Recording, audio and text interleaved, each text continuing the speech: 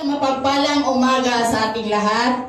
Amen. Hallelujah. Isang malaking opportunity na naman na nakataya ko dito. At salamat sa Panginoon na kami po ay napahubog pa palagi pa na yung mga banal na salita ay aming mapahayag.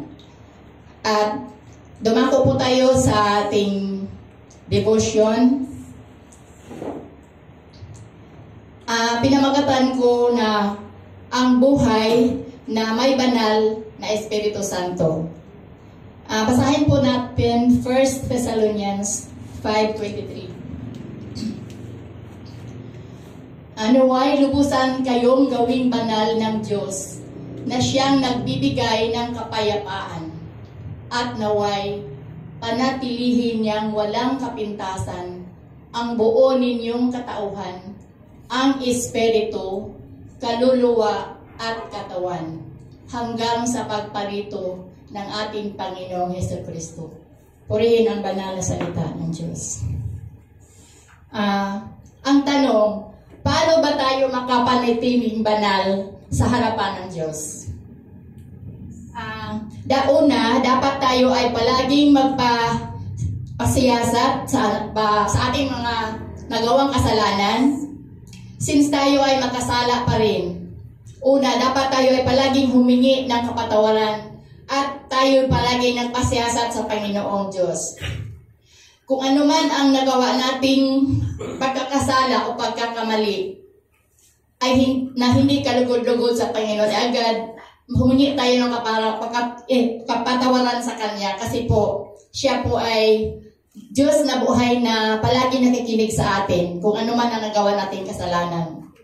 At patuloy tayong magpasiyasat sa ating puso upang malinis tayo sa harapan ng Diyos. Number 3, kahit sinong Kristiyano kapag nakakilala sa Diyos ay sinisikap niya na maging banal sa harapan ng Diyos. Amen. Ang tanong, sa anong paraan? Una, sa isip.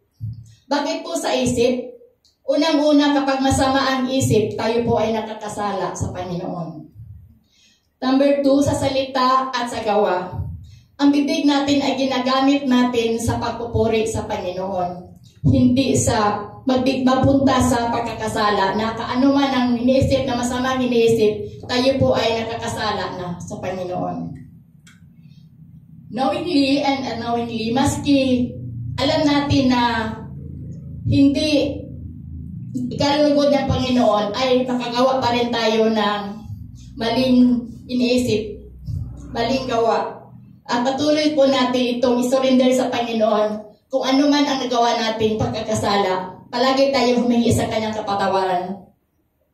Ang tanong ba, paano ba natin mapanatiling banal sa harapan ng Diyos? Basahin po natin Ephesians 4:30-31.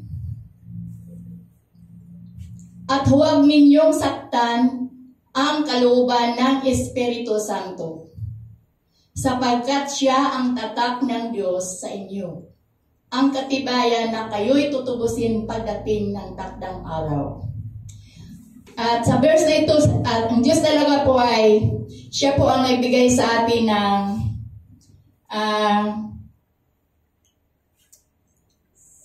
dating saktan ng kalooban ng Espiritu kasi siya po ay napihati pag tayo ay nakagawa ng mali. Ang banal na Espiritu Santo ay nalulungkot o napighati pag tayo ay nakagawa ng kasalanan. Ano ang dapat nating gawin? Sa 32, alisin na ninyo ang lahat ng sama ng loob, puot at galit. Huwag na kayong mambubulyaw, manlalait at mananakit ng damdamin ng kapwa. Tunay po na yung iwasan ang mga tampuhan. Maski makarinig na tayo ng kaunting bagay na hindi maganda, huwag na lang tayo mag-react, bagkos ipanalangin na lang po natin siya. Parang si Lord na ang kumilos, pag siya ang, huwag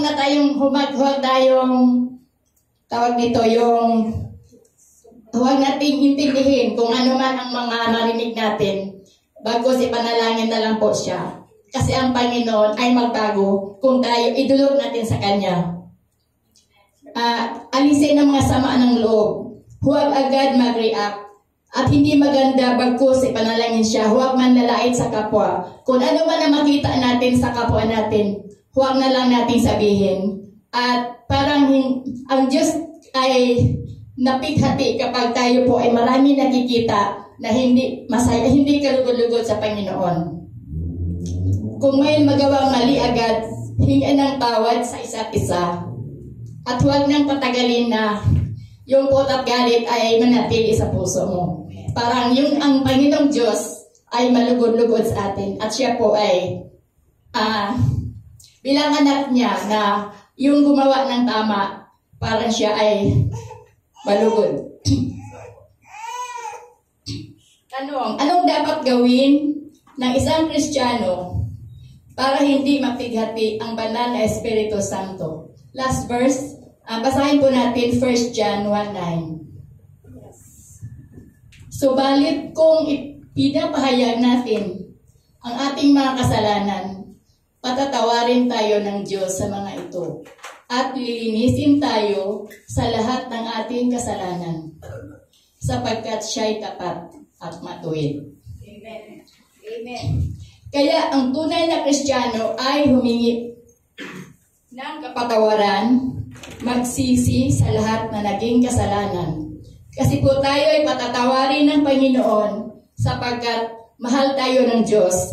Kasi ang Diyos ay tapat po sa atin. Kung isurrender natin, isubmit natin sa Kanya ang lahat, mga kabigatan sa buhay, problema sa buhay, mga trials, talagang ang Diyos ay makikinig sa atin. Basta tapat lang po tayo maglingkod sa Kanya. Maraming salamat po. To God be all the glory. Amen and